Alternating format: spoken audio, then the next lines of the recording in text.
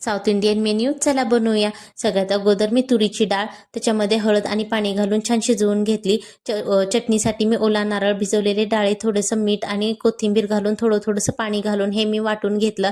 राई जिरे कढीपत्त्याची छान फोडणी करून घेतली आणि झाली आपली चटणी तयार। सांबरसाठी मी राई जिरे कढीपत्ता, त्याच्यानंतर बारीक चिरलेला कांदा, टोमॅटो घालून छान परतून घेतलं। याच्यामध्ये मी शेवग्याची शेंग आणि एक वांग पण घातलं आहे। ह्याला पण छान आपल्याला परतून घ्यायचं आहे। त्याच्यानंतर मी ह्याच्या घालते ठेचलेला लसूण। याच्यामध्ये आपल्याला मसाल्यात घालायचे हळद, लाल तिखट, घरगुती आपला थोडासा मसाला आणि सांबर मसाला घालून छान तेल सुटेपर्यंत परतायचं आहे। शिजलेली डाळ याच्यामध्ये घालायचे, पाणी घालायचं आहे।